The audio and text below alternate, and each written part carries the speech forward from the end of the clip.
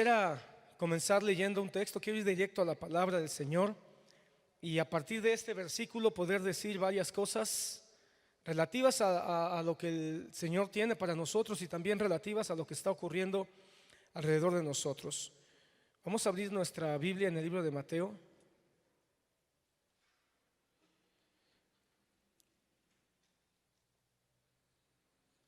Primero vamos a abrir en el libro de Lucas, Lucas capítulo 20. Muchas gracias, muchachos, que Dios les bendiga, que Dios les guarde. Mateo capítulo 20, perdón, Lucas capítulo 20.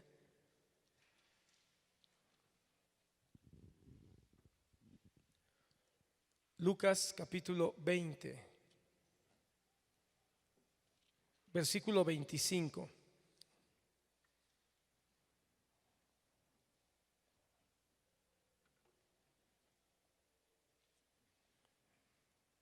Un pasaje bien conocido, hermano. Es uno de los pasajes más citados por propios y extraños. Me refiero a gente cristiana y aún inconversos. Este versículo es famoso aún para aquellos que nunca han leído la Biblia. 20:25. Entonces les dijo, Jesucristo está hablando. Entonces les dijo: pues dad a César lo que es de César y a Dios lo que es de Dios. Que Dios bendiga su palabra en esta hora. Puedes tomar tu lugar, hermano, que Dios te guarde.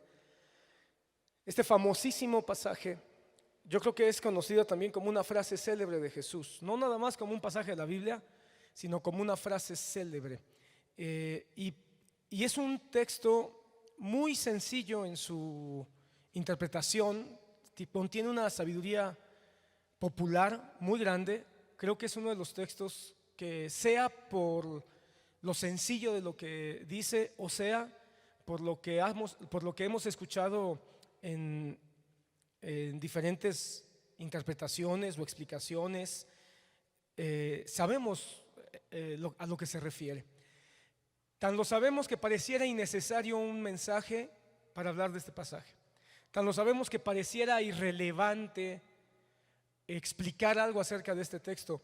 Pero creo que es importante que hoy podamos hacerlo.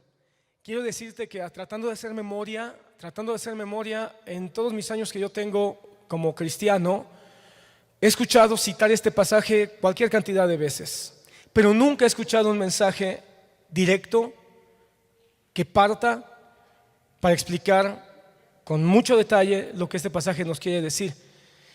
Como que es un pasaje que se usa como para respaldar o para reforzar otro tipo de enseñanzas.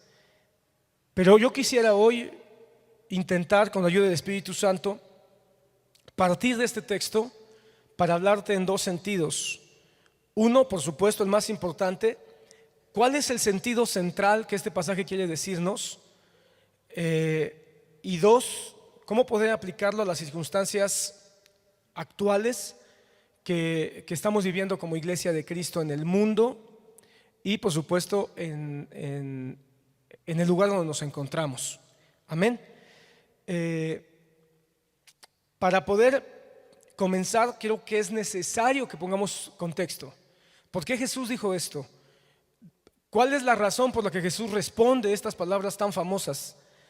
Y partir de ahí. Jesucristo está siendo probado. Jesucristo en la palabra nos muestra los evangelios que fue probado cerca de 7 veces por los religiosos de su época. Trataban de sorprenderle, trataban de encontrarle algún error en su enseñanza para poder acusarlo, sea en su error doctrinal o en su estilo de vida contra el gobierno. Así que trataron de ponerle diferentes pruebas malintencionadas para demostrar que él era o un hereje o un rebelde. Y este pasaje se encuentra dentro de esas múltiples ocasiones en que Jesús es probado de una manera malintencionada por los religiosos de aquella época. Y en esta ocasión, para poner contexto, dice la palabra en el capítulo 19, en el versículo 19, dice: procuraban los principales sacerdotes y los escribas echarle mano en aquella hora porque comprendieron que contra ellos había dicho esta parábola, pero temieron al pueblo. Y acechándole, mira la palabra que usa, acechándole, imagínate un felino, una pantera, un león, un tigre, tratando de cazar a su víctima. Ese es el sentido del pasaje. Se encontraban como animales salvajes, tratando de esconderse, tratando de ser sigilosos, tratando de ser astutos, pero el propósito de los religiosos de ese tiempo era echar mano de Jesucristo. Tengo que decir que no estamos exentos nosotros como cristianos de que eso ocurra también. Satanás anda como león rugiente buscando a quien devorar, dice la palabra. Entonces también él sigue acechando, él sigue acechándote. Así como los religiosos de aquel tiempo acecharon a Jesús, igual hoy Satanás sigue acechando a los cristianos, probándote. Hoy todos los días seguimos siendo sometidos a prueba para que se haga evidente nuestro rechazo de Cristo o nuestra contradicción en nuestra vida cristiana. Eso es algo que debemos de tomar en cuenta, hermano. Aunque no es el tema central, creo que vale la pena que recuerdes que hay enemigos todos los días acechando tu alma. Dice, enviaron espías que simulasen justos. Es decir, se infiltraron entre los discípulos de Jesús espías que simulaban ser seguidores de Jesús, pero que su intención era sorprenderle, a fin de sorprenderle en alguna palabra para entregarle al poder y autoridad del gobernador. Y le preguntaron diciendo, Maestro, sabemos que dices y enseñas rectamente. Mira, cuidado con los aduladores, dice John Bunyan en El Peregrino, en El Progreso del Peregrino. Cuidado con los aduladores, ¿verdad? Llegaron estos con palabras aduladoras, diciéndole, enseñas rectamente y que no haces acepción de persona, sino que enseñas el camino de Dios con verdad. Y luego de estas palabras aduladoras vino la palabra con chanfle, diríamos aquí los mexicanos, ¿verdad? La palabra con trampa. ¿Nos es lícito dar tributo al César o no? Mas él, comprendiendo la astucia de ellos, les dijo, ¿por qué me tentáis? Mostradme la moneda. ¿De quién tiene la imagen y la inscripción? Y respondiendo dijeron, de César. Entonces él les dijo, pues dad al César lo que es de César y a Dios lo que es de Dios. Y no pudieron sorprenderle en palabra alguna delante del pueblo, sino que maravillados de su respuesta, callaron. Quiere decir que los espías que enviaron los fariseos y los religiosos quedaron sorprendidos. En vez de aliarse más con los religiosos, dado que ese era su trabajo, tratar de hacer caer en alguna trampa a Jesús, quedaban más maravillados y sorprendidos por la sabiduría de Jesús. Eso quiere decir que los espías, como que en vez de convertirse o continuar siendo detractores de Jesús, comenzaban a ser atraídos por la sabiduría de la palabra del Señor. Eso sigue ocurriendo, ¿verdad? Muchos de nosotros, la realidad es que muchos de los que estamos aquí o los que estamos escuchando, en un tiempo fuimos detractores de Jesús, en un tiempo fuimos contrarios a Jesús. Incluso muchos de nosotros, sin duda, en algún tiempo tratamos de hacer caer en trampas a gente cristiana. A lo mejor tratábamos de sorprender a gente evangélica que nos hablaba y que nos compartía, o que sabíamos simplemente que eran cristianos y tratábamos de hacerlos caer en alguna situación. Pero contrario a eso, fuimos muchos de nosotros atrapados y seducidos al darnos cuenta cómo la palabra de Dios era tan poderosa y era o es tan sabia. Veamos entonces, estos hombres que probaron al Señor, lo probaron con un tema que tiene muchas aristas, porque es un tema que tiene que ver con dinero, es un tema que tiene que ver con gobierno, es un tema que tiene que ver con reglas, con reglamentos humanos, es un tema que tiene que ver con gobierno, es un tema que tiene que ver con rendición, con sujeción, con obediencia. Y su pregunta era, muy clara. Recordemos el ambiente de ese tiempo. Israel, recuerden ustedes, hay algunos libros en la Biblia que nosotros no leemos porque no son parte del canon de la Biblia. Existen solamente en la iglesia o en las Biblias traducidas por los católicos, son los libros deuterocanónicos, libros que hablan de ese periodo de la historia donde no hubo profeta en Israel. Ese periodo de cerca de 400 años donde no hubo profeta en Israel. Recuerda, el último profeta fue Malaquías y después de Malaquías no hubo profeta en Israel hasta Juan Bautista. Pero en ese periodo se escribió una serie de escritos que nos hablan de la historia de Israel en su constante batalla por luchar contra los imperios que dominaron esa región. Recuerda, la Biblia llega hasta el imperio de Siria, de los sirios. Hasta ahí llega el texto cronológico de nuestra Biblia.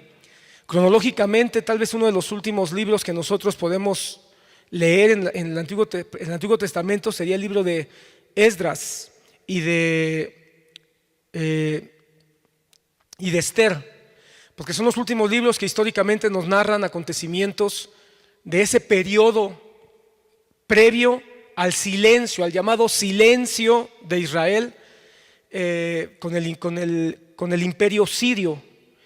Después del imperio sirio, de los persas y los sirios, vinieron los griegos. La Biblia ya no nos hace referencia al imperio griego, más que la referencia que Daniel hace hablando de que vendrían los griegos y que terminarían ellos estableciendo su imperio.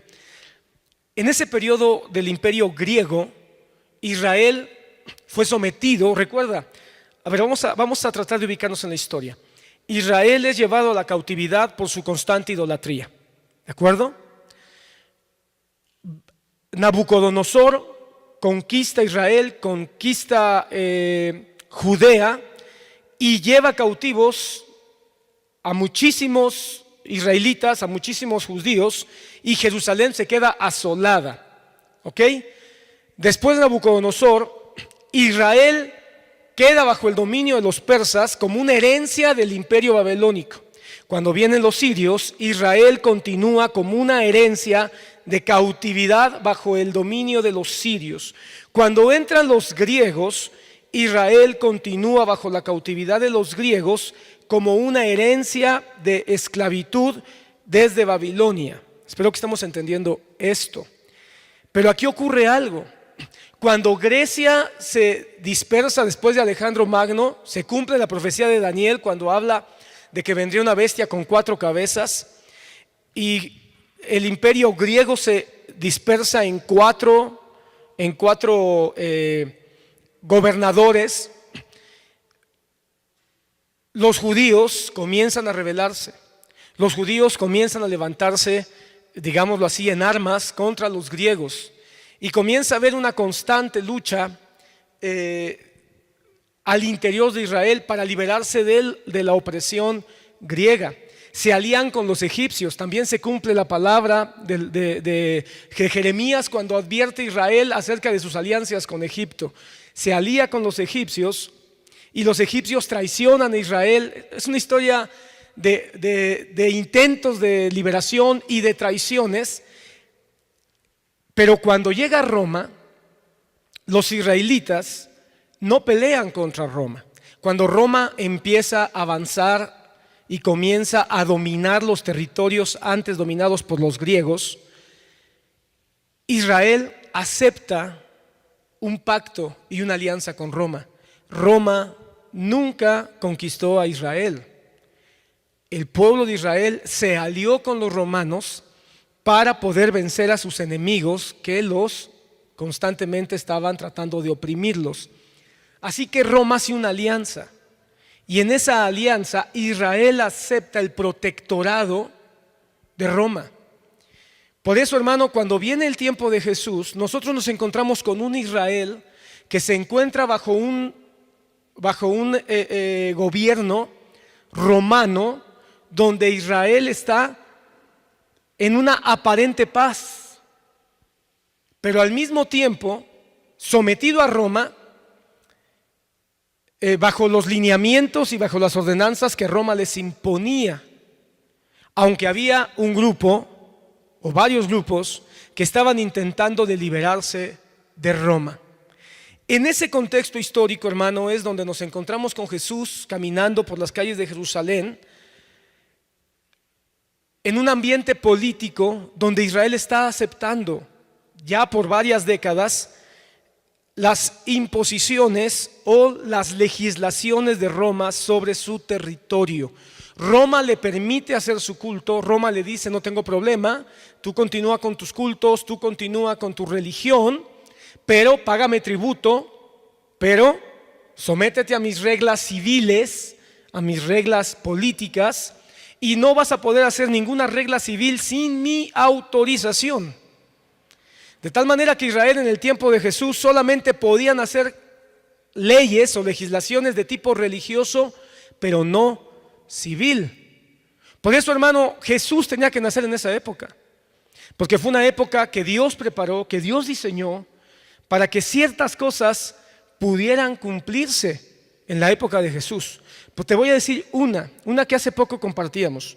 En la época de Jesús, hermano, el gobierno romano estableció en Israel que los judíos no podían establecer penas capitales sobre los ciudadanos de Israel, sino eso le competía a Roma. Por eso es que cuando Jesús es llevado preso, el Sanedrín no se atrevió a matarlo, no se atrevió a castigarlo, porque legalmente no podía. Si él se hubiera atrevido a decidir sobre la vida de Jesús, se hubiera metido en un problema con Roma. Por eso tuvieron que llevar a Jesús ante Poncio Pilatos, para que Poncio Pilatos fuera quien, o a través de quien, se pudiera aplicar la pena capital sobre Jesús. ¿Por qué es importante eso, hermano? Porque solo así, bajo esa ley, Jesús iba a morir en la cruz del Calvario para que se cumpliera la profecía: maldito todo aquel que muere colgado en un madero. Sorprendentemente, pocos años después de la muerte de Jesús, aproximadamente entre 3 y 5 años, Roma, después del gran caos que se hizo, el gran alboroto que se hizo alrededor de la muerte de Jesús, Roma decidió ya no meterse más en líos con los judíos, porque se dio cuenta que la muerte de Jesús había provocado una serie de situaciones. La más grave para Roma era que aquel que habían matado ahora estaba siendo honrado como Dios. ¿Qué pasa? Que 3 o 5 años después, Roma decide devolverle al pueblo de Israel la decisión sobre las penas capitales sobre sus ciudadanos. Por eso es que encontramos entre 3 y 5 años después que el Sanedrín decide aplicar la pena capital a Esteban, aplicando la pena capital ¿cómo se puede llamar? La pena capital clásica entre los judíos, que era el apedramiento. Entonces deciden llevar a Esteban y apedrearlo.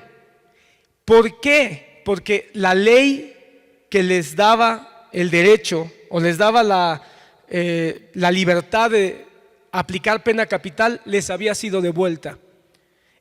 Por eso nos explicamos por qué a Esteban lo apedrean y a Jesús lo crucifican. Perdón. Pero quiero que notes, hermano, Dios tenía que hacer que en el tiempo exacto, y quiero decirte algo, esa ley donde se tenía que dar la pena capital a Roma y los israelitas no podían aplicarlo a sus ciudadanos, fue una ley que se aplicó unos años antes de que Jesús muriera. Eso quiere decir, hermano, que solamente por los años exactos en que Jesús vendría a la tierra y moriría en la cruz del Calvario bajo la pena capital de Roma para que se cumpliera la profecía, y muriera en la pena capital más horrorosa, más vergonzosa de toda la historia, pudiera tener efecto. Dios es el Dios de los tiempos. Bueno, solo quiero dar este antecedente para que podamos notar cómo en este contexto de sometimiento voluntario a Roma es que se le hacen esta pregunta a Jesús. Cuando le preguntan a Jesús: ¿es lícito dar tributo al César? ¿Cuál era la intención? Si Jesús venía hablando de Dios Y Jesús venía hablando de renovar el culto al Dios eterno y venía de alguna manera desautorizando tantas prácticas que eran parte de tradiciones humanas, tantas prácticas que se venían haciendo en el templo y en la religión que no eran para nada inspiradas por el Espíritu de Dios, sino más bien eran por las tradiciones, por las imposiciones de la religión. Entonces ellos trataron de hacer enemigo a Jesús del imperio, de Roma. Y la pregunta tenía la intención de demostrarle a los judíos que Jesucristo no amaba el templo. Si Jesús respondía, paguen el tributo al César, claro, pues ni modo, hay que pagárselo. Los judíos que ya por muchos años habían estado en gran incomodidad por el peso de las imposiciones romanas, podían estar contra Jesús. Pero si Jesús decía, no le paguemos tributo al César, es más importante darle solo al templo, porque de alguna manera, hermano, lo que estaba en juego y que los religiosos les pesaba tanto era el templo y el imperio romano. En otras palabras, lo que ellos estaban tratando de hacer es que el templo tuviera más relevancia que las costumbres o la política romana. No sé si me estoy explicando. Si Jesús respondía, no, solamente hay que darle al templo y no al imperio, entonces todos los ciudadanos romanos que estaban siguiendo a Jesús podían ponerse en su contra. Era una pregunta para tratar de dividir la audiencia. Era una pregunta para tratar de dividir a los seguidores de Jesús. Por eso Jesús discierne sus intenciones y les dice, ¿por qué piensan ustedes solamente lo malo? Cuando Él responde, es muy clara su respuesta y contiene una gran sabiduría, una sabiduría, como decía al principio del mensaje, que aún los no cristianos reconocen. Él pregunta, ¿de quién es la moneda? ¿O de quién tiene la imagen esa moneda con la que ustedes pagan tributo? Pero pon atención, hermano, pon atención en esto. Aquí hay una cosa muy interesante. ¿De quién es la imagen? Y ellos responden, de César. Recuerda que César era considerado no nada más el rey, no nada más el emperador, era considerado también la máxima autoridad religiosa. Así que cuando él dice, ¿de quién es la imagen? Lo que está tratando de poner en claro es que la imagen de la moneda representa una máxima autoridad espiritual y civil. Y responden ellos, la imagen es de César. Cuando él responde, dar a César lo que es de César y a Dios lo que es de Dios, puso a los religiosos, hermano, ¿cómo se puede decir? Contra la pared. Puso a los religiosos sobre la lona o contra la lona. ¿Por qué? Nunca se esperaron que él dijera, saquen una moneda. Pon atención en esto. Nunca se esperaron que él dijera, saquemos la moneda de la que estamos hablando. Y cuando sacan la moneda, nunca se esperaron que él fuera a hacer alusión a la imagen que estaba en esa moneda. ¿Por qué? ¿Dónde está el peso de lo que Jesucristo hizo? Que esa misma moneda o esas mismas monedas son las que los religiosos esperaban que fueran depositadas en los alfolíes del templo. Entonces cuando Jesús le dice, ¿de quién es la imagen? De César. Y todos sabían que César era la máxima autoridad política y la máxima autoridad religiosa del imperio. No sé si estás viendo el dilema. Cuando él les dice, denle al César lo que es del César, esas monedas representan la máxima autoridad civil y la máxima autoridad religiosa del imperio. Pues devuélvanle a César lo que es de César. ¿Y qué van a hacer en el templo? Si su problema es el dinero, entonces no reciban nunca más dinero ni monedas que representan aquel al que ustedes desprecian. No sé si ves el dilema, porque los puso contra la pared, Porque el asunto aquí que Jesús les quiso mostrar es: ustedes están peleando por el tributo cuando ustedes están buscando el mismo valor monetario para el templo. Así que su corazón tiene una mala intención. Porque si ustedes quisieran darle a Dios lo que es de Dios, en su esquema más puro, entonces dejarían de estar buscando obtener ganancias monetarias, ganancias de dinero. Pero ustedes son unos hipócritas, porque ustedes están tratando de dividir y están tratando de causar un cisma, poniéndome a prueba,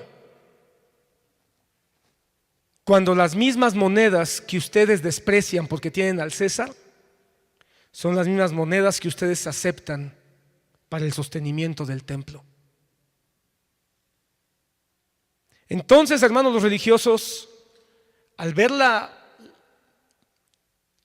fuerza de su declaración, ustedes dicen que sirven a Dios, ¿ok? Pues mantengan el templo con algo que no tenga nada que ver con el mundo. Sin embargo, cuando el Señor da esa palabra, deja claro que a veces elevamos a niveles de religión lo que no es religión.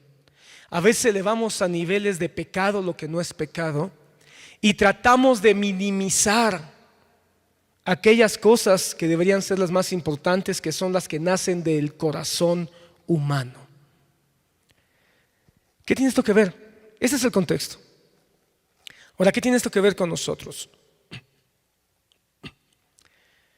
Jesús nos da una enseñanza mayúscula cuando nosotros lo sumamos o lo conectamos con el resto de la palabra.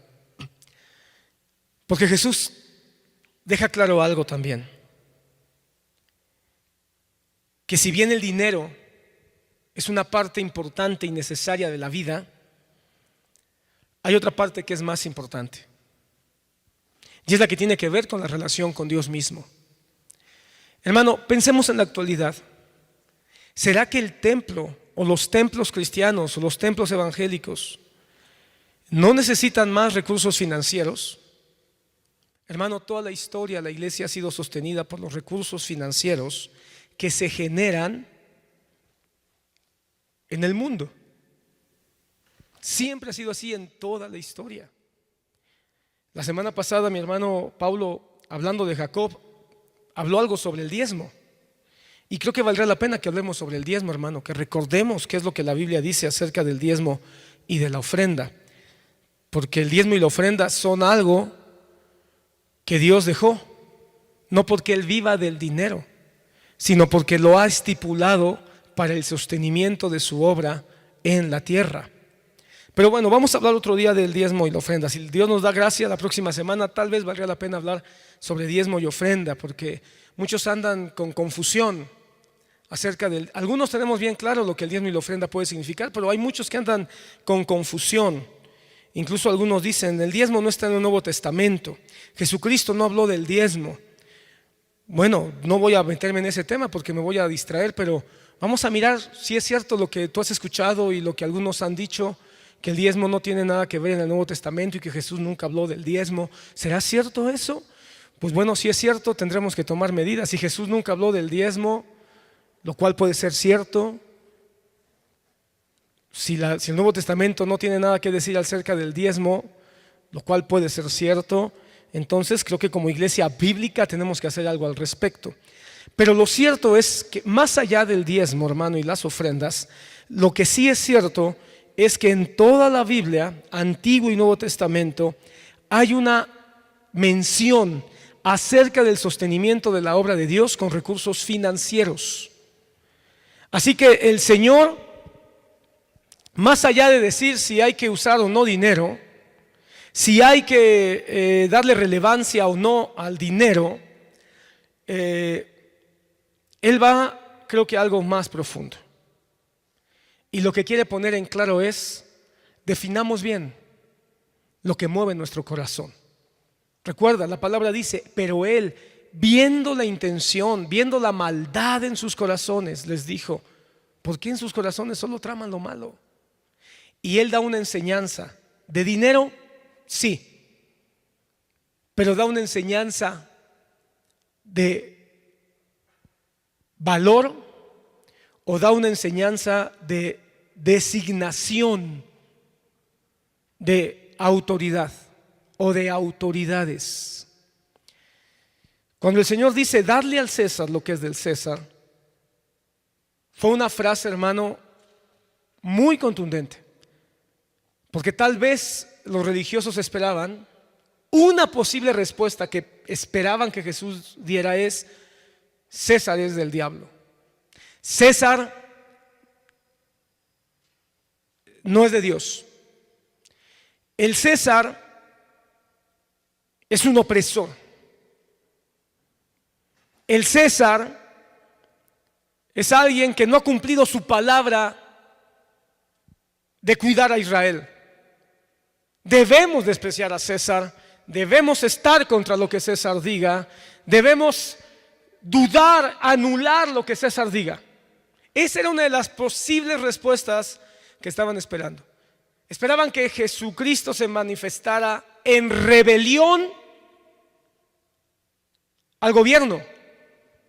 Y si eso ocurría, entonces tenían toda la carta abierta para acusarlo ante las autoridades civiles y que lo arrestaran por rebelión, por insurrección al gobierno. Pero Jesús no hace eso. Al contrario, lo que Jesús hace es decir: el César tiene una autoridad. ¿Cuál autoridad? La que le ha sido dada para que acuñe monedas con su imagen. El César tiene una dignidad. ¿Cuál dignidad? La que le ha sido otorgada en este tiempo para ejercer el plan de Dios. Jesucristo, hermano, es Dios. ¿Estás de acuerdo en eso? Y si Jesús es Dios, entonces lo dijimos al principio, Dios es el Dios de los tiempos. Como Dios sabía perfectamente que todo lo que el imperio romano estaba estableciendo era a favor del plan supremo de Dios. Jesucristo, como Dios soberano, sabía muy bien que todo lo que el imperio estaba ejerciendo era a favor del plan de Él como Dios trinitario. Que César estuviera, que Israel estuviera bajo el yugo de Roma, que ciertas normas, que ciertas reglas, que ciertas estipulaciones aún iban a servir para el desarrollo y el crecimiento del evangelio, hermano. Hermano, esto yo lo he enseñado varias veces y para mí es muy interesante, porque el imperio romano, algo que hizo el imperio romano, hasta el día de hoy, Roma, el imperio romano es parte de, ¿cómo se le puede llamar? Es una representación de la civilización más avanzada en su época. Es que él se propuso comunicar a todos sus imperios. A diferencia de Babilonia, a diferencia de los sirios o de los persas, que ellos lo que buscaban era dominio y dinero o riquezas, los romanos ciertamente también buscaban riquezas, pero ellos estaban buscando que hubiera comunicación y, en la medida de lo posible, bienestar para sus ciudadanos. Los que eran ciudadanos romanos, hermano, gozaban de derechos, gozaban de privilegios. Los que eran esclavos no. Los que eran esclavos, hermano, que eran muchísimos, dicen los historiadores que había casi 10 esclavos por cada ciudadano romano. Pero los que eran ciudadanos gozaban de muchos privilegios y derechos. Y una de las cosas que Roma se preocupó es comunicar, que hubiera los medios de comunicación por mar y por tierra, para que todo su imperio tuviera una buena administración y una buena comunicación. Todo eso funcionó para que la iglesia en los primeros 100 años, hermanos, creciera de una manera desbordante. ¿Qué fue lo que usó la iglesia primitiva? Los caminos romanos y las rutas marítimas establecidas y cuidadas y vigiladas por los romanos. ¿Quién cuidó eso? Fue Dios. Fue Dios, hermano, el Dios de los tiempos. De tal manera, hermano, que cuando el Señor dice, dadle al César lo que es del César, lo que está diciendo es, ustedes no saben que a este ser, a este hombre, Dios lo puso. Y que todo lo que este hombre, este emperador, hace, muchas cosas no estamos de acuerdo, muchas cosas no nos parecen adecuadas, muchas cosas nos parecen que son de opresión, pero hay muchas que van a servir, que están sirviendo y van a servir para el propósito de Dios. Así que no dejemos de darle tributo al César. Pero no olvidemos que el César está sometido a una autoridad mayor. Y esa autoridad mayor es quien lo puso. ¿Y quien puso a la autoridad llamada César? Fue Dios. De tal manera que nosotros podemos darle tributo al César. Pero si nosotros solo damos tributo al César, nos vamos a convertir en personas. ¿Cuál sería la palabra? Vacías. Vamos a convertirnos en personas aisladas de Dios. Que vamos a poner toda nuestra confianza en el hombre, toda nuestra confianza en las autoridades civiles, y vamos a terminar también cegadas ante su carácter contrario a Dios. Porque una cosa es la autoridad que Dios les ha dado a las autoridades y otra cosa es el carácter que ofende a Dios de las autoridades. Por eso no debemos perder de vista al César, pero Dios por encima del César.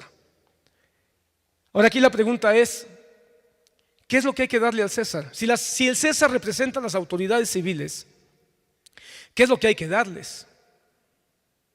¿Y qué es lo que hay que darle a Dios? Porque el Señor dijo, dad a César lo que es de César y a Dios lo que es de Dios.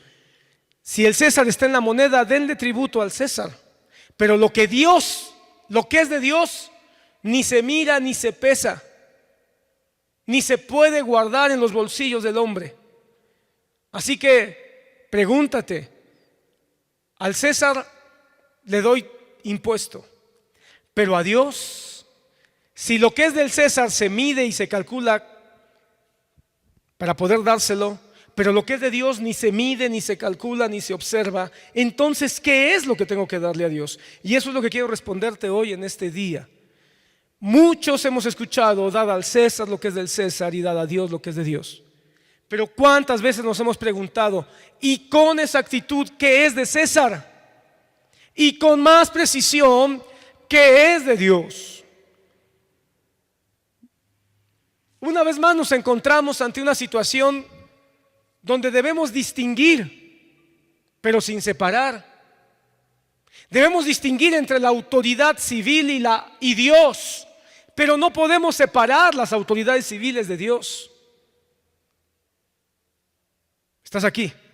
No sé si me estoy dando a entender. Es que en el momento en que tú dices, yo sirvo a Dios, pero no sirvo a las autoridades, estás contra Dios. Y media vez que tú digas, pues yo estoy con las autoridades civiles, pero no estoy con Dios, entonces te conviertes en un agnóstico o en un ateo o en un idólatra. No podemos separar, hermano. Hay que distinguir lo que es de César y lo que es de Dios, pero no podemos separarlo. Es como si quisieras dividir tu esencia. Tú eres un ser espiritual, pero también eres un hombre carnal. La palabra lo enseña. Tenemos una parte espiritual y tenemos una parte carnal. Y hay que aprender a distinguir nuestras necesidades espirituales de nuestras necesidades carnales. Hermano, aquel que diga yo soy 100% espiritual, hermano, estás engañado. Porque todavía te da hambre, todavía te da sueño. Tienes necesidades carnales. Y aquel hermano que solo se dedique a las actividades carnales y no considere sus actividades espirituales, por la razón que tú quieras, hermano, se va a terminar convirtiendo en una bestia, en un animal, dedicado solo a sus pasiones, a sus apetitos carnales. Porque lo que da equilibrio al ser humano es esa capacidad que tenemos de alimentar nuestra área espiritual y nuestra parte humana o carnal, para que entonces nuestra alma pueda estar en el mayor equilibrio posible. Esto mismo, hermano, ocurre ¿Qué es lo que hay que darle al César y qué es lo que hay que darle a Dios? Romanos capítulo 13, versículo 5, el apóstol Pablo es claro y nos dice qué es lo que hay que darle al César. Romanos capítulo 13.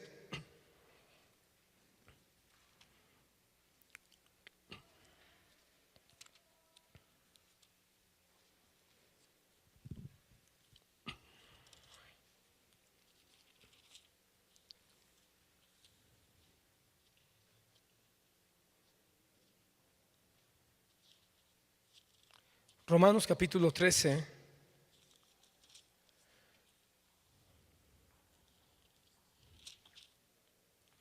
Vamos a leer desde el versículo 1, si me permites.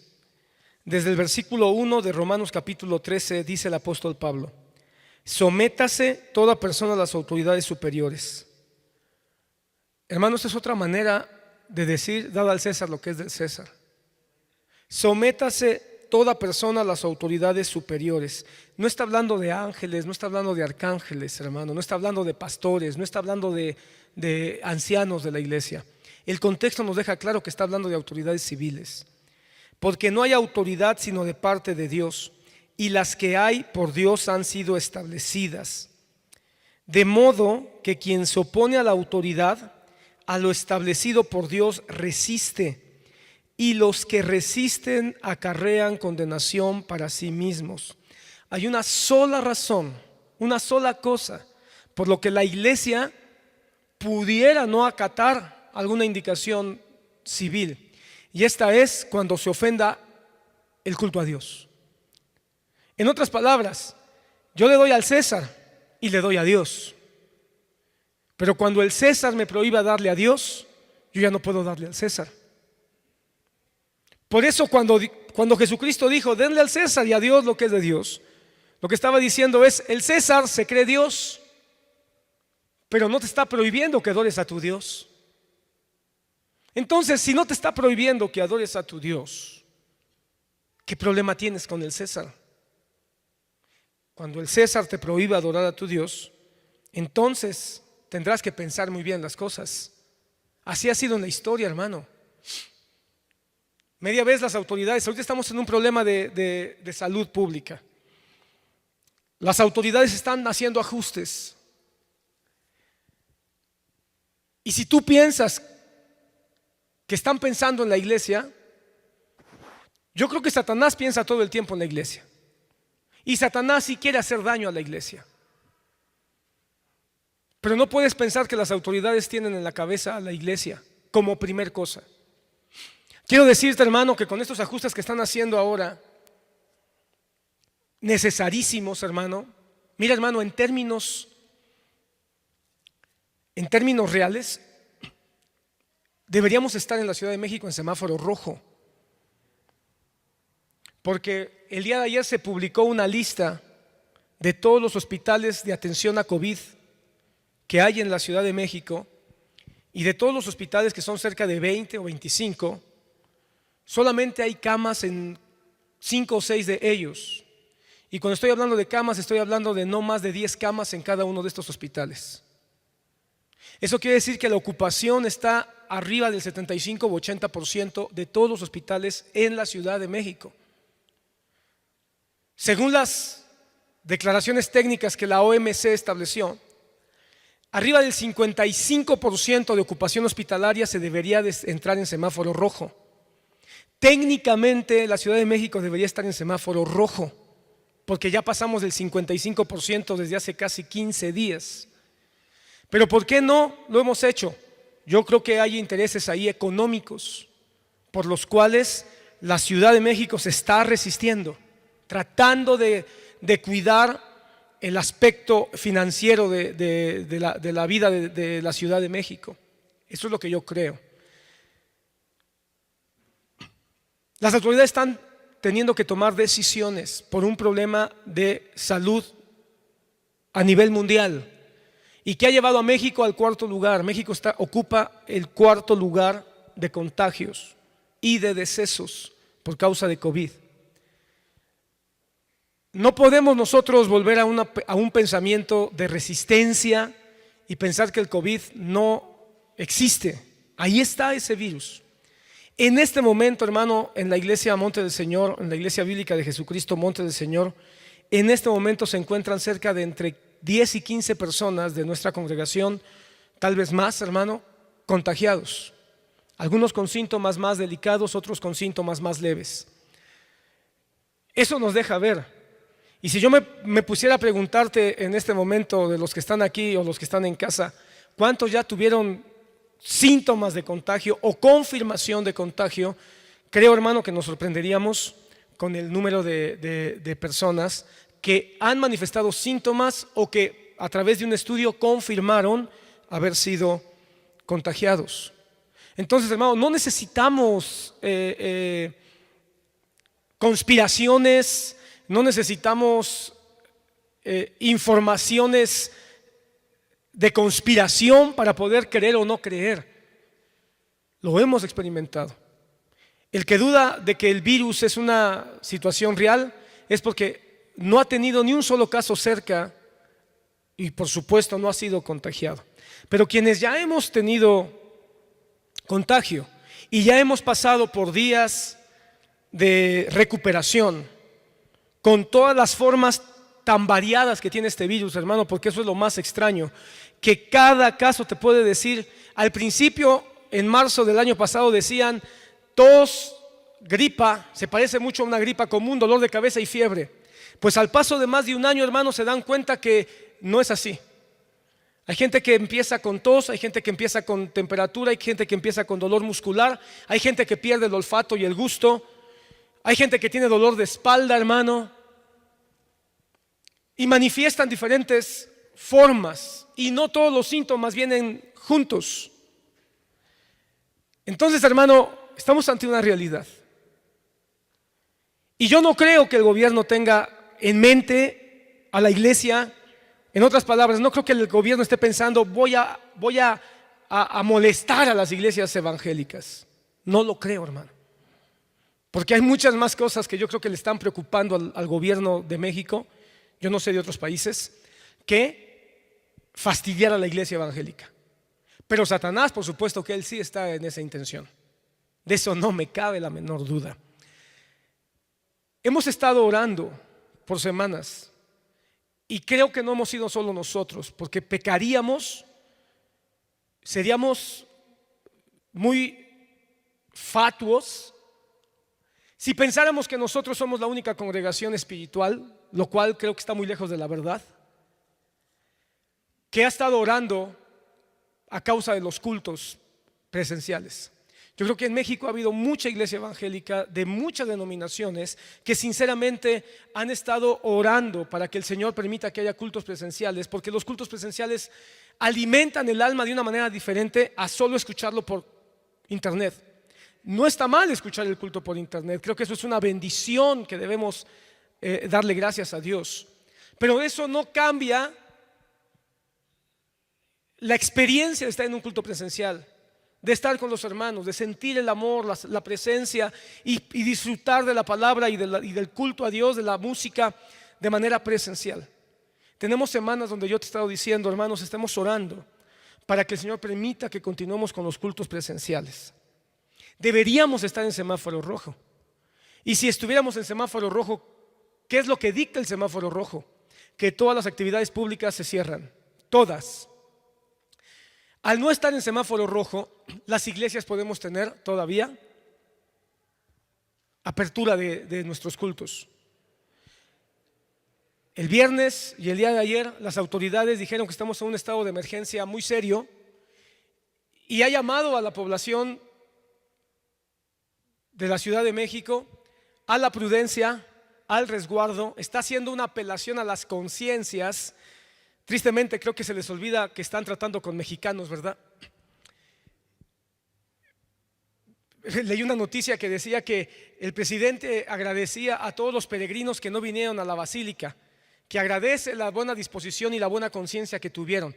Pues cómo no, hermanos, si casi a 5 o 7 kilómetros hubo barreras para que no entraran. ¿Cómo no iba a estar la basílica vacía? Si desde las casetas empezaron a detener caravanas y les dijeron regrésense a su rancho. ¿verdad? ¿Cómo no iba a estar vacía la basílica si pusieron barreras a una distancia bastante amplia? Si no hubieran puesto esas barreras, hermano, seguramente hubiera estado esto, si no como otros años, por lo menos al 50%.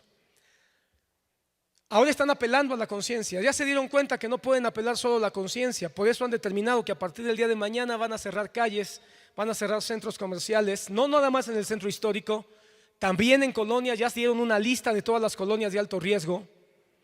En todas las delegaciones hay colonias de alto riesgo, y en todas las colonias de alto riesgo los centros comerciales van a cerrar a las 5 de la tarde. Los tianguis tienen que cerrar a las 4 de la tarde. La venta de comidas tiene que cerrar a las 7 de la tarde o 7 de la noche. En el centro histórico y en todas las colonias de alto riesgo. ¿Quieres saber si tu colonia está en esa lista? Entra a internet, ahí vienen todas las colonias donde esto va a aplicar. Y si esto avanza, seguramente que se puede extender de manera general a toda la Ciudad de México, no nada más a ciertas colonias. Esto es lo que está haciendo el César. Y la palabra dice que toda autoridad ha sido puesta por Dios. Pero ¿sabes qué es lo interesante? Que no aparece en la lista de lugares que se tienen que cerrar las iglesias. No aparecen, al menos no todavía. ¿Para mí qué es? ¿Casualidad y suerte? Por supuesto que no, porque para mí la casualidad y la suerte no existen. Para mí es la oportunidad que Dios nos está dando para que todavía podamos reunirnos.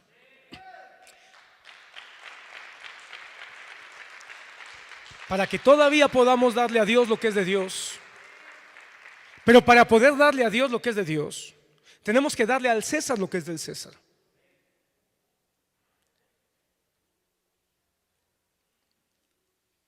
Ha dicho el gobierno que todos los negocios no esenciales tienen que cerrar a las 5 y dio un listado. Y en ese listado no aparecen las iglesias. ¿Qué significa eso? Por omisión, por ignorancia o por descuido, las iglesias aparecen por omisión, por ignorancia o por descuido como actividades esenciales. No creo que haya sido por atención, más bien pienso por descuido, pero aparecemos como actividades esenciales. La oración, la búsqueda de Dios y el aprendizaje de la palabra de Dios, sabemos nosotros que es sumamente esencial. Pero ¿qué tenemos que hacer nosotros, hermano? Atender al César. Porque si no atendemos al César, entonces, hermano, eso se puede revertir. Déjame seguir leyendo. Dice, porque los magistrados no están para infundir temor al que hace el bien, sino al malo. ¿Quieres pues no temer a la autoridad? Haz lo bueno y tendrás alabanza de ella, porque es servidor de Dios para tu bien. Mira qué interesante que Pablo menciona que los magistrados, los jueces, las autoridades civiles son servidores de Dios. Pablo, inspirado por el Espíritu Santo, escribe que las autoridades civiles son servidores de Dios, porque Dios es el Dios de los tiempos. Y el Dios de los tiempos sabe cuál es su plan escondido y secreto en medio de las circunstancias que ocurren, aunque haya una pandemia mundial que está afectando a México y a la Ciudad de México o al Estado de México o a la colonia donde vivimos o a la colonia donde está nuestra iglesia. Así que, hermano, esto es un llamado a orar por las autoridades que tenemos. Es un llamado a orar por la jefa de gobierno, por nuestro presidente, por nuestros alcaldes, para que podamos seguir teniendo culto. Pero si queremos seguir teniendo culto, tenemos que poner atención a lo que ellos están poniendo. ¿Cuál es la moneda que nos están poniendo enfrente? ¿Cuál es la moneda y cuál es la insignia de lo que nos están poniendo enfrente y que nosotros debemos devolverles?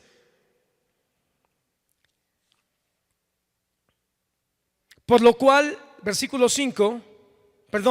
4, porque es servidor para tu bien, pero si haces lo malo, teme, porque no en vano lleva la espada, pues es servidor de Dios. Lo dice otra vez, es servidor de Dios, vengador para castigar al que hace lo malo. Entonces Pablo respalda la autoridad de las autoridades civiles. Respalda diciendo: al que hace lo malo, que pague. Al que haga lo malo, que se le discipline. Al que hace lo malo, que se le multe. ¿Sabes tú, hermano, que las autoridades de nuestra ciudad han pedido a la ciudadanía? No, bueno, han pedido y también ya han tomado cartas en el asunto en relación a que no se hagan fiestas decembrinas de más de 10 personas. Si hay reuniones de más de 10 personas en la Ciudad de México, cualquier vecino puede denunciarla y pueden llegar autoridades a pedirte, primero, que no tengas más tu reunión. Y si hay algún tipo de oposición, se puede hacer uno acreedor a una multa, que según lo que yo leía va desde los 800 hasta los 16,000 pesos. Entonces la autoridad, esa es una de las cosas que nos está pidiendo. No te reúnas más de 10 personas en estas fechas donde todo el mundo hace posadas. Yo bendigo a Dios, hermano, que hace muchos años que fui liberado de las posadas y fui liberado de la fiesta navideña. Así que para mí no hay problema esta ley. Aunque para el año nuevo como que pesa. Porque el año nuevo nos reunimos o nos tenemos por costumbre reunirnos. Si tú tienes por costumbre reunirte en Navidad porque festejas el nacimiento de Tamuz o de Apolo o de Hércules, todos estos Mitra, Zoroastro, todos estos son festejados el 24 de diciembre. ¿Quién más? Hermes, todos estos son festejados el 24. Todas estas divinidades paganas. Si tú celebras el nacimiento de todas estas celebridades paganas, pues entonces sí te va a doler mucho. Si tú todavía te gustan ¿cómo se llaman? Las posadas, la Saturnalia, ¿verdad? Pues sí te va a pesar esta reglamentación. Pero yo creo que la Biblia nos llama a tener una actitud de aceptación ante la que las autoridades nos están pidiendo, y que no nos reunamos más de 10 personas en un mismo lugar en las próximas semanas. Ese es un llamado que se está haciendo y que ya tomó cartas en el asunto y que puede ser multado. Bueno, exhortado y luego multado. Aleluya. Pastor, qué poco espiritual. ¿Por qué no nos habla de algo más espiritual? Hermano, estoy hablando de la Biblia. Y cuando Jesús dijo: dad al César lo que es del César y a Dios lo que es de Dios, no dejó de ser Dios ni dejó de ser espiritual. Y cuando Pablo escribe a las autoridades civiles, no está hablando en su carne, está hablando dirigido por el Espíritu Santo. Por lo cual es necesario estar sujetos, no solamente por razón de la multa, sino también por causa de la conciencia. Mira lo que dice Pablo: la conciencia de ustedes como hijos de Dios debe estar por encima, debe ser más elevada que la conciencia de los que no conocen a Dios. En otras palabras, la conciencia de nosotros como cristianos debería de dar ejemplo, porque nuestra conciencia está dirigida primero por la palabra de Dios, después por el buen carácter que la palabra de Dios nos enseña, después por el amor al prójimo. Así que cuando las autoridades nos piden ciertas cosas que no tienen nada que ver, que no están agrediendo nuestra comunión con Dios, deberíamos nosotros poner ejemplo como ciudadanos cristianos. Y como ciudadanos cristianos elevar nuestra conciencia. Y si las autoridades están pidiendo a los ciudadanos de esta ciudad que tengan conciencia y que se resguarden en sus casas y que no salgamos más que a lo indispensable, y que si tenemos que ir a comprar algo lo haga solo una persona, ¿no crees que en las próximas semanas vale la pena que hagamos caso de esta indicación? Piénsalo solamente, hermano. Tenemos la bendición de tener el culto abierto. Pero ¿qué pasaría, hermano, si el 50% de los congregantes de nuestra iglesia se contagian? Hoy, hermanos, te mencioné, tenemos ahora conocimiento cerca de 10 a 15 hermanos que en este momento están en casa y los bendecimos y oramos para que se recuperen pronto. Pero ¿qué pasaría si no fueran 10 o 15 hermanos? Que fueran 200, 250, 300. Ahora, ¿de qué sería señal eso? ¿De que nos contagiamos en la iglesia? No necesariamente.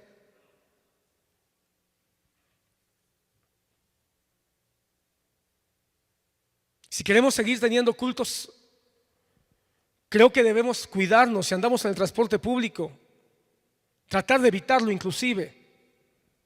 Si vamos a algún lugar, tratar de ser lo más prácticos posibles. No pasa nada, hermano, ya la mayoría de nosotros, la mayoría, no todos, van a estar de vacaciones. Aprovecha tus vacaciones y no salgas de casa. Hermano, Veracruz es un estado que está en verde. ¿Sabes que en el puerto de Veracruz la ocupación de los hoteles está al 160%? Eso quiere decir que todos los chilangos ya se fueron a Veracruz porque está en verde. 160%. Eso quiere decir que muchos hoteles en Veracruz están poniendo camas extras para cumplir con la exigencia de hospedaje. Eso para mí es una situación donde me muestra que no hay conciencia. Y yo quiero pedirte, hermano, que amemos nuestra iglesia, que amemos el culto abierto que tenemos todavía, y que cuides y atiendas lo que nos está pidiendo nuestras autoridades de quedarnos en casa lo más posible. Tú y yo no celebramos, bueno, la gran mayoría de los que estamos aquí, no arrullamos al niño Dios, ni ponemos nacimiento, ni ponemos a Tamuz. Así que no tenemos nada que hacer al centro, hermano, que parece una romería. Todo el mundo está, parece que nunca en la vida han comprado esferitas de Navidad, ni adornos para sus casas, ni lucecitas. No pasa nada si este año no pones lucecitas en tu casa. Si no tienes nada que ir al centro histórico, no vayas.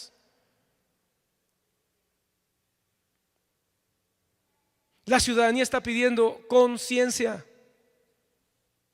Si queremos no cerrar nuestros cultos presenciales, tenemos que hacer un llamado a que le demos al César lo que es del César, a que respetemos los protocolos de sana distancia, de lavado de manos, todo el tiempo, exagerándolo.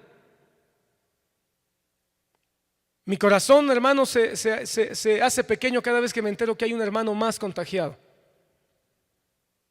Gracias al Señor, Dios ha sido tan bueno que en la experiencia de nuestra congregación no ha habido decesos significativos. Hasta donde yo tengo memoria, solo un par de hermanos, un matrimonio falleció como consecuencia del COVID. Gracias a Dios, de ahí todos las han visto, algunos más fuertes, algunos han llegado al hospital. Quiero darte la buena noticia: nuestro hermano Porfis, que estuvimos orando por él, Porfirio Cejudo, estuvo hospitalizado, ya está en casa, se sigue recuperando, todavía tiene apoyo de oxígeno, pero ya está en casa, y para mí eso es una gran noticia. Nuestros hermanos Barrientos, a quienes los bendecimos, hermanos, nuestra hermana Lili, nuestra hermana Blanca, nuestro hermano Polo, bueno, casi la mitad de la familia Barrientos está fortalecidos en el Señor, pero contagiados. Y yo confío en que van a salir adelante en casa y no va a ser necesario que ninguno de ellos pise un hospital. Nuestro hermano Fernando Escalante, hermano anciano de nuestra iglesia, está recuperándose también de contagio de COVID. ¿Y sabes qué es lo más tremendo? Que a veces las familias se contagian aunque no tengan síntomas, y toda la familia tiene que quedarse enclaustrada porque el contagio es potencial. Entonces, hermano amado, yo te suplico, no esperes a que haya semáforo rojo. Atendamos al llamado de conciencia que nuestras autoridades nos hacen, y en este sentido, démosle al César lo que es del César. Continúo, porque ya el tiempo avanzó mucho, hermano. Por lo cual es necesario estar sujetos, dice, no solo por el castigo, sino también por causa de la conciencia. Pues por esto pagáis también los tributos, porque son servidores de Dios que atienden continuamente a esto mismo, es decir, atienden al servicio de Dios. Pablo no está en contra de pagar impuestos. Pablo no aprueba la evasión de impuestos. Al contrario, él dice: paguemos de tributos para que puedan hacer su trabajo y tengan recursos para que puedan. Seguro muchos dirán: no, pero los impuestos luego es un abuso, los usan de una manera incorrecta, eso ya es asunto de las autoridades. A nosotros Dios nos dice: paga tributo para que puedan hacer su trabajo, paga impuestos para que puedan hacer su trabajo. Versículo 7, pon atención. ¿Qué hay que darle a César? ¿Qué hay que darle a César? La Biblia lo dice aquí en 4 cosas. Pagáis a todos lo que debéis: al que tributo, tributo; al que impuesto, impuesto; al que respeto, respeto; al que honra, honra. Estas 4 cosas son las cosas que nos pide el Señor para todas nuestras autoridades. Y yo me atrevería a decir incluso en un sentido espiritual, que a toda clase de autoridad, espiritual, civil o familiar. Tributo. ¿Qué es el tributo? El tributo es el pago o la suma de dinero que le es otorgada al gobierno o a la administración de un gobierno para el mantenimiento de sus gastos públicos. Pon atención, el vocablo tributo proviene del latín tributum, que quiere decir impuesto, tasa o contribución. Esta palabra significa distribuir o repartir. En la antigüedad esta palabra se designaba para la frase repartir entre las tribus. Entonces, ¿qué es el tributo? El tributo es lo que se le da a un gobierno para que lo distribuya entre todos. ¿Cómo lo distribuye en el caso de nuestro país? Bueno, pues a través de servicios, a través de hospitales, de escuelas, de proyectos particulares, de vías de comunicación, de planes de ayuda. En el caso de nuestro país hay una ayuda gubernamental a adultos mayores, becas a estudiantes. De esa manera es como se supone que se distribuye. Entonces el tributo es lo que yo doy al gobierno para que lo distribuya entre todos. Pablo dice: den tributo. Un sinónimo es impuesto. Se parecen mucho, hermano, el tributo y el impuesto. Hay una pequeña diferencia. Dice que al que impuesto. ¿Y qué es el impuesto? Es la cantidad monetaria que se entrega al Estado de manera obligatoria para contribuir con sus ingresos. Con ellos el Estado tendrá suficiente para llevar a cabo sus funciones. Los impuestos son tributos más importantes, a través de los cuales se obtienen la mayoría de los ingresos públicos. ¿Cuál es la diferencia entre un impuesto y un tributo? Que el impuesto tiene una carga de obligatoriedad más grande. En otras palabras, el tributo puede ser una ayuda hasta cierto punto. Claro, las leyes de nuestro país hacen que lo voluntario se haga obligado, ¿verdad? ¿Te recuerdas la historia de las tenencias? Las tenencias en México nace como una ayuda que se pidió para fortalecer la organización de los Juegos Olímpicos de 1968. Se dijo que una vez pasados los Juegos Olímpicos, esa ayuda se terminaba. Eso fue un tributo voluntario que se pidió. Pero ¿qué pasó? Que pasaron los Juegos Olímpicos y se quedó y se convirtió en un impuesto, ¿verdad? Entonces podemos decir que el tributo es la ayuda monetaria que uno da a un gobierno para que puedan sostener sus actividades, mientras que el impuesto es una obligatoriedad de dar cierta cantidad o cierto porcentaje de cantidad de ganancias para el sostenimiento del Estado. Dios dice: da tributo y da impuesto. Pero no nada más eso. Como yo siempre he dicho, el dinero es lo más vulgar, es lo más fundamental. Pero el Señor dice: pero no nada más pienses que dando tu impuesto cumples. Dice la palabra: a las autoridades hay que darles respeto. Al que respeto, respeto, y al que honra, honra. Porque muchas veces, hermanos, las autoridades no están pidiendo dinero, no están pidiendo impuesto. Muchas veces lo único que piden es respeto y honra. Y la realidad es que muchos de nosotros no estamos acostumbrados a darles respeto y honra a nuestras autoridades, por las razones que tú quieras, por costumbre, por cultura, por resentimientos acumulados, por lo que tú quieras. Pero la palabra dice: a toda autoridad hay que darle respeto. Los padres en la casa, no hay que pagarles impuesto a los padres.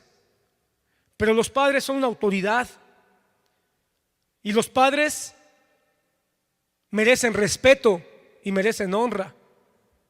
Ojalá y haya hijos que también les den tributo a sus padres, hijos que ya estén en edad, que ya estén trabajando y que ayuden a pagar la luz que gastan, el teléfono que usan, el internet que consumen, la comida del refrigerador. Yo pienso que sería digno de un joven cristiano que ya está trabajando y que vive con sus padres, que les diera también tributo, una ayuda para el gasto que todos consumimos en el hogar. Pero respeto y honra, sin duda que todos los padres merecen. El respeto, fíjate que la palabra respeto en este pasaje, la palabra original es phobos. Y la palabra phobos literalmente se traduce como temor. De ahí la palabra fobia, ¿verdad? Todas estas fobias que hay vienen de esta palabra que significa temor. De tal manera que una traducción más directa sería darle a la autoridad temor. Obviamente no está hablando de un temor como terror, sino está hablando de un temor de reverencia, un temor de reconocimiento de su autoridad, y que el temor es lo que hace que yo tenga reverencia ante las implicaciones que su autoridad tiene hacia mi persona. Es decir, la disciplina, la corrección, la multa, el castigo que puede ejercer. Entonces de ahí que la palabra phobos se puede traducir como o como respeto. Es decir, una situación de mirar su función, mirar su delegación de una manera seria, sin tibieza, sin burla, sin mofa. Hoy en la mañana venía escuchando el radio y escuché la cápsula que nuestro hermano Eusebio hace para Radio Malak, el área de enseñanza, Gotas de Esperanza se llama. Y habló, me gustó mucho, hermano. Yo no sé si las gotas de esperanza se están poniendo en la página de internet, pero sería bueno que se subieran ahí para que tú pudieras escucharla cuando tú quieras, según el tema. Pero habló acerca de la burla, acerca de la mofa, acerca del escarnio que muchas veces nosotros hacemos a través de las redes, a través de internet, de personas, de hermanos y de autoridades. La palabra nos llama a tener respeto. Y cada vez que nosotros nos mofamos de una autoridad, estamos faltando la palabra, no estamos dando respeto a quien Dios nos dice que merece respeto. Y finalmente dice honra. La palabra honra en este pasaje viene del griego timai, y la palabra timai quiere decir dignidad, estima, precioso o relevancia. Lo que está diciendo es denle honra, es denle estima, denle aprecio, denle dignidad. Lo que está diciendo es tómenlo en cuenta, pues. No lo pasen como que si no dijo nada, tómenlo en cuenta. De tal manera, hermano, que ante esta situación que estamos pasando, yo te diría que debemos darle honra a las autoridades, tomando en serio lo que nos están pidiendo.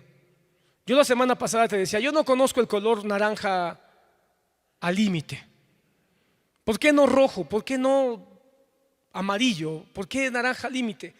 Por alguna razón las autoridades de nuestra ciudad no están siendo lo suficientemente firmes para decir estamos en rojo. Pero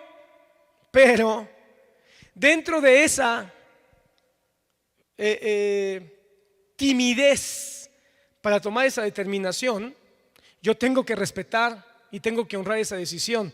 Más cuando a mí como iglesia me está permitiendo seguir haciendo cultos. Pero junto con toda esta designación viene una serie de recomendaciones que valdría la pena tomar en serio. Entonces, ¿queremos seguir haciendo cultos? Tomemos en serio y miremos todo lo que están pidiendo y hagámoslo. No nos están pidiendo dejar de congregarnos. No nos están pidiendo cerrar los templos. No nos están pidiendo que bajemos el porcentaje de asistencia. Ni siquiera eso se ha movido. Todavía podemos seguir con el 30% de nuestra capacidad. En Canadá, hermano, quiero decirte que ya en Canadá, todavía hace 2 semanas, las iglesias podían tener máximo 15 congregantes, sin importar la capacidad de sus edificios. Así tuvieran capacidad para 100 o 500 personas, solo 15 se podían congregar. A partir de la semana pasada cerraron ya templos.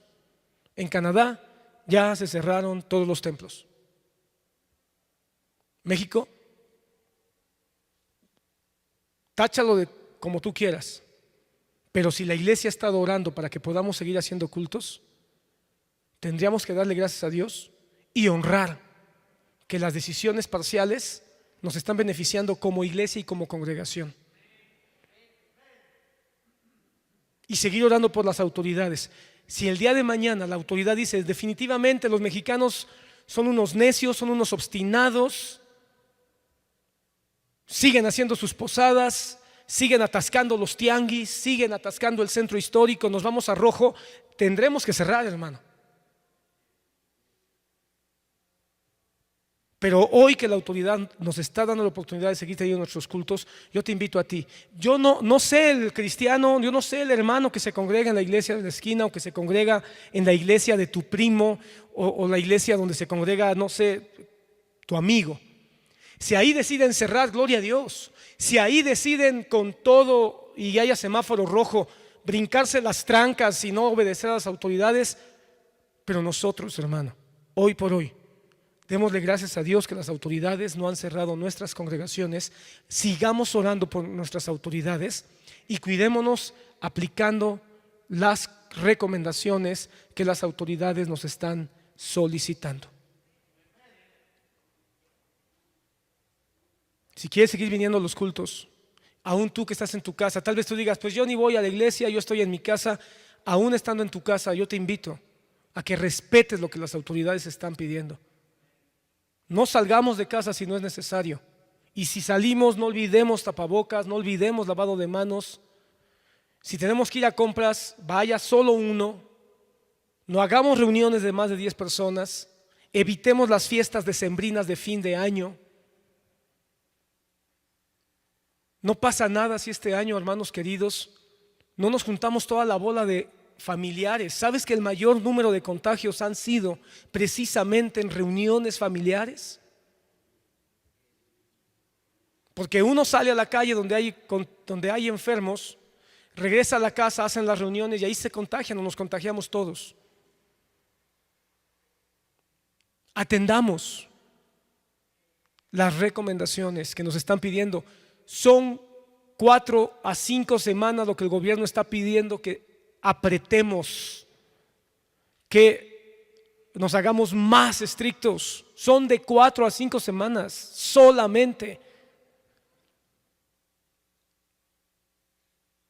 Quiero aprovechar, hermanos, perdón que me tome un minuto para esto, pero quiero aprovechar porque me llegó información de que muchos están diciendo, no me voy a vacunar porque el pastor Alex dijo que no se iba a vacunar. Quiero ser muy claro en esto. Yo no soy nadie para que tú tomes lo que yo hago de manera personal como un modelo. No, ni tampoco dije no hay que vacunarnos. Lo que yo dije es yo no me pienso vacunar, al menos no por el momento. Y quiero dar mis argumentos porque quiero ser muy claro en estas cosas que a veces la gente lo toma y no piensa, perdónenme. La primera razón es porque toda vacuna tiene un tiempo de confirmación, donde se empiezan a ver secuelas y consecuencias, no consecuencias, tiene otro nombre, reacciones secundarias.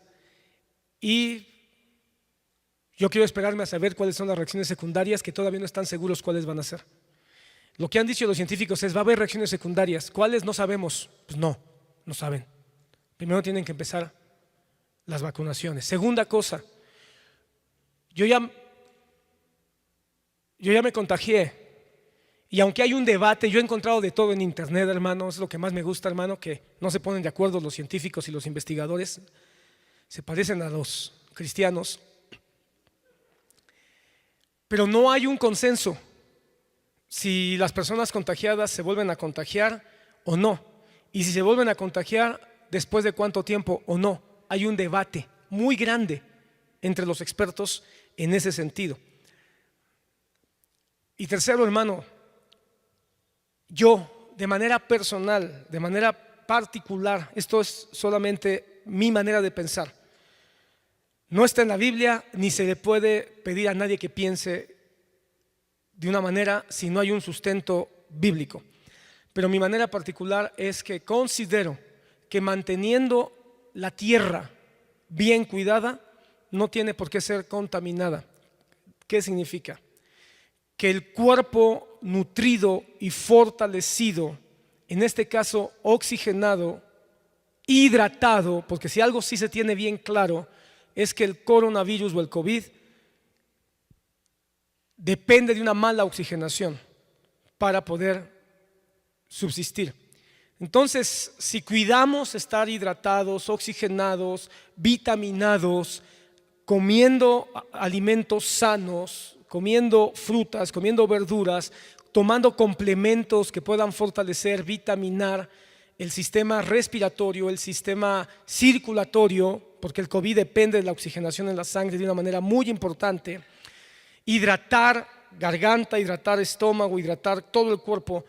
Uno está no protegido al 100%, pero sí medianamente protegido. Así que yo considero que puedo mantener mi cuerpo lo más fortalecido posible, pero eso soy yo. Si tú no consideras eso, entonces ten libertad, hermano. La vacuna es algo que cada quien de manera unilateral tiene que decidir.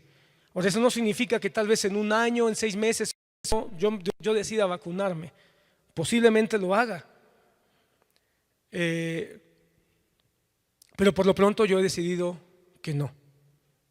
Entonces solamente quería aclarar eso. No quiero que nadie lo haga porque yo no lo voy a hacer. Yo no soy tu papá, ni tampoco soy una autoridad en el área médica para que tú me tomes en cuenta. No estoy tomando ninguna base bíblica, solamente es un sentir personal que externé de manera abierta, pero que bajo ningún término. Si tú estás esperando la vacuna y dices yo sí quiero, adelante, hazlo igual que dice la palabra, que tu conciencia te dicte qué hacer o qué no hacer. En este sentido, volviendo al tema, nuestra conciencia tiene que estar dirigida en tomar atención de lo que las autoridades nos están pidiendo. La vacuna no es obligatoria. Entonces, como no es una cuestión obligatoria, tampoco hay una situación, como es voluntaria, está en la voluntad de cada uno decidir vacunarse o no vacunarse. Y tú tienes que decidir de manera personal con tu familia qué pasos vas a dar en este sentido. Pero lo que sí las autoridades nos están pidiendo es hacer algo para que los contagios bajen. Y lo que nos están pidiendo es lo que ya expliqué. Démosle honra, tengamos en estima las palabras de las autoridades, tengamos en cuenta y démosle relevancia a lo que las autoridades están solicitándonos. Eso es dar honra. Honra no es ponerse de tapete.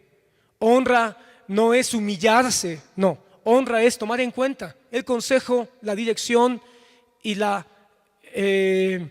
petición que las autoridades nos están haciendo. Quiero terminar, hermano.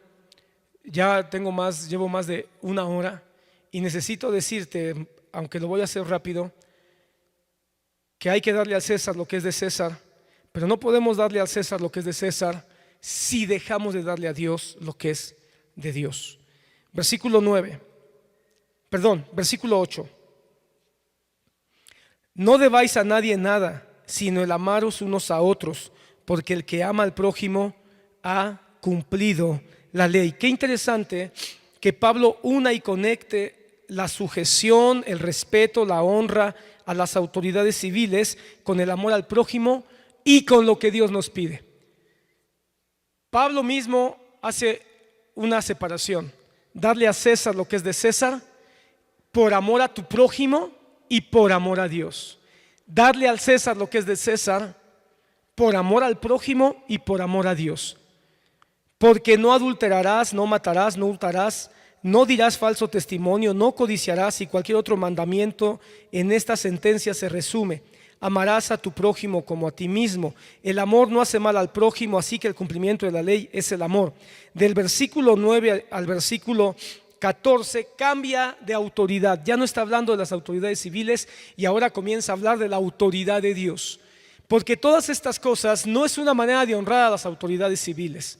Todas estas cosas: no matarás, no darás falso testimonio, no codiciarás, etcétera, no tiene que ver con honrar al César, tiene que ver con honrar a Dios. Así que Pablo conecta de una manera perfecta: dar al César lo que es del César, por amor al prójimo y por amor a Dios, para que le des a Dios lo que es de Dios. ¿Y qué es lo que Dios nos pide? Muy rápido, hermano, voy a tener que decírtelo. Salmo 29:1. Salmo 29:1.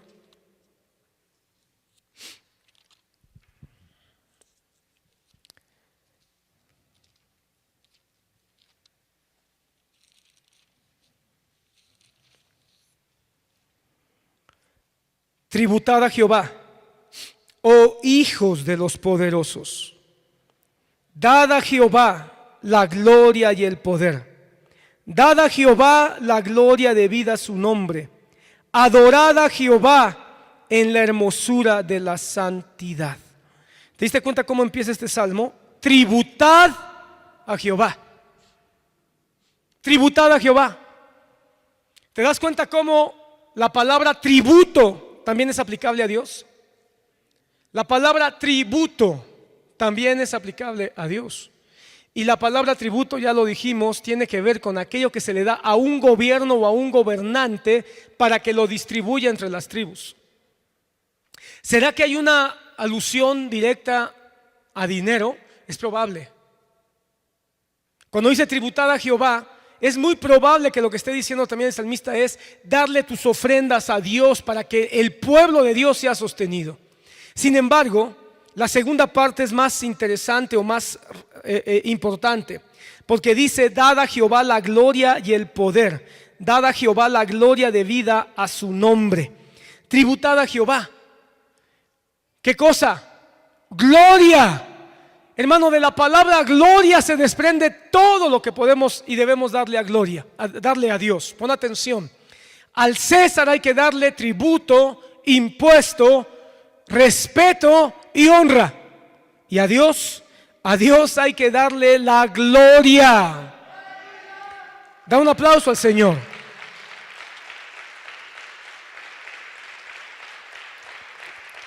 ¿Y cómo le damos la gloria a Dios? ¿Cómo le damos la gloria a Dios, hermano? Hermano amado, la palabra gloria, quiero aquí tomarme unos minutos. En el Antiguo Testamento y en el Nuevo Testamento son distintas. La palabra gloria en el Antiguo Testamento hay dos palabras que se traducen en gloria. La primera de ellas es Shekinah. Y la palabra Shekinah o Shekinah tiene que ver con la presencia de Dios entre nosotros. De tal manera que cuando se habla de la gloria de Dios como Shekinah, estamos hablando de la presencia y la manifestación de Dios entre nosotros. Esa gloria nosotros no se la podemos dar. La gloria Shekinah no es una gloria que nosotros le podamos dar a Dios.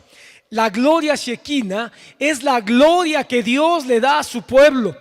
Es todo lo que Él es, todo lo que Él representa, todo lo que Él tiene manifestado y entregado a su pueblo.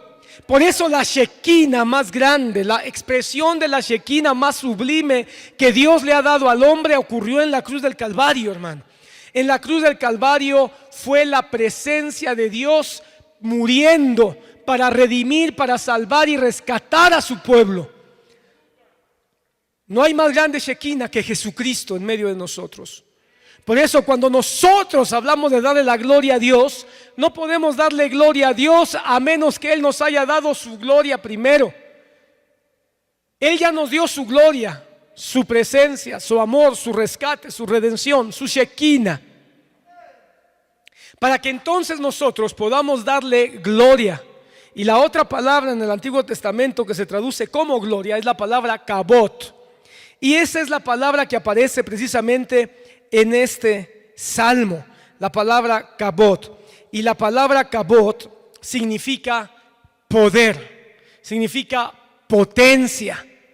De tal manera que la palabra kabod designa algo que se da de una manera muy fuerte, muy grandiosa, muy prodigiosa. Cuando la palabra dice darle al Señor el kabod, lo que está expresando es: denle la mayor, la más grande, la más sublime, la más grandiosa expresión en todos los términos. En el Nuevo Testamento, la palabra gloria solo aparece con una sola expresión. Y esa expresión es la palabra doxa. La palabra doxa. Y la palabra doxa, fíjate que es una palabra muy interesante, porque la palabra doxa se traduce como gloria, pero la palabra doxa, su significado más directo es opinión. Mira qué cosa tan extraña. Cuando le damos la gloria a Dios, es cuando su opinión es la única que importa. Cuando le damos la gloria a Dios, es cuando su punto de vista es el único que trasciende nuestras vidas. Cuando el Nuevo Testamento utiliza esta palabra, que sí se puede traducir gloria, y la palabra gloria en el Nuevo Testamento, la palabra doxa, también se puede traducir como esplendor, como majestad. Pero qué interesante que la palabra esplendor y majestad está unida a la palabra opinión. Porque quiere decir, hermano, que el reconocimiento de la majestad de Dios es cuando su opinión es la única que nos mueve, la única que nos importa, la única que trasciende, la única que quisiéramos hacer. Entendemos ahora que la más grande expresión de poder en nuestras vidas es cuando la opinión de Dios es la única que prevalece. La palabra dice: dar al Señor la gloria debida a su nombre. ¿Cuál es el nombre más grande expresado según la palabra? Jesucristo. De todos los nombres de Dios, eso lo vimos hace unos meses, el nombre más grande expresado de la Trinidad, expresado de Dios, es Jesucristo. En él habita la plenitud de la deidad. Dar la gloria debida a su nombre. Medita en un instante, medita por un momento todo lo que significa el nombre de Jesucristo para ti. ¿Cuánto trasciende el nombre de Jesucristo en tu vida? El nombre de Jesucristo te hace temblar, el nombre de Jesucristo te hace llorar, el nombre de Jesucristo te hace emocionar, el nombre de Jesucristo te mueve. El nombre de Jesucristo, cuando se usa de una manera incorrecta, te indigna. El nombre de Jesucristo, cuando se usa en medio del pueblo de Dios, te motiva. Dar la gloria de vida a su nombre. Y de la gloria se desprende todo aquello que el Señor nos pide que le demos. Terminemos, hermano. Apocalipsis capítulo 4. Apocalipsis capítulo 4.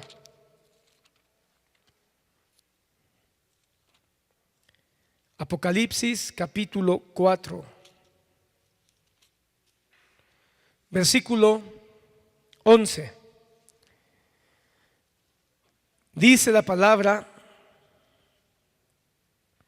Señor, digno eres de recibir la gloria y la honra y el poder, porque tú creaste todas las cosas y por tu voluntad existen y fueron creadas. La gloria, la majestad, la gloria, tu opinión es la única que cuenta. Y de ahí se desprende, hermano, la honra.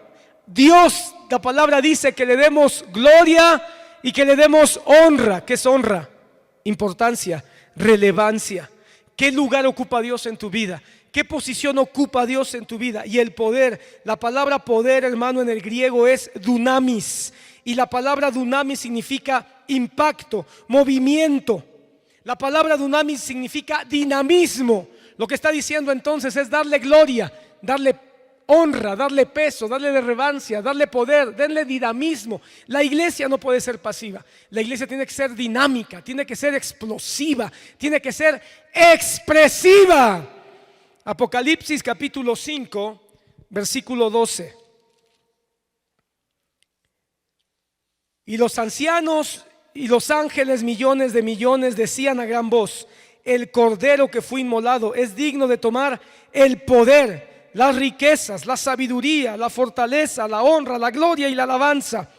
Nuestro Dios merece la gloria, la honra, el poder, pero también las riquezas. Todas nuestras riquezas, hermano, el Señor nos las pide. Nuestras riquezas materiales, nuestras riquezas emocionales, nuestras riquezas intelectuales, la sabiduría. El Señor merece toda la sabiduría. Reconocernos nosotros ignorantes, reconocernos nosotros fatuos, reconocernos nosotros incapaces. El conocimiento mayor, la sabiduría mayor, el qué hacer, el cómo hacer y el por qué hacer, Dios es el que sabe lo mejor.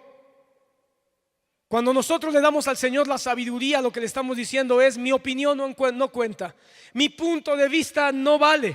Mejor dime tú tu opinión, tu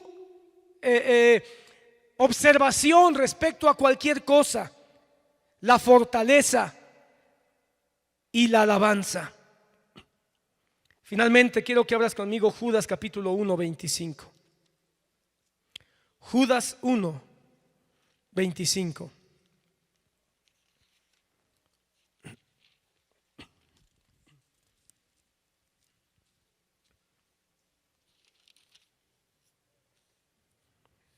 Desde el 24. Y aquel que es poderoso para guardaros sin caída. Ay, qué promesa, hermano, aférrate a esta promesa.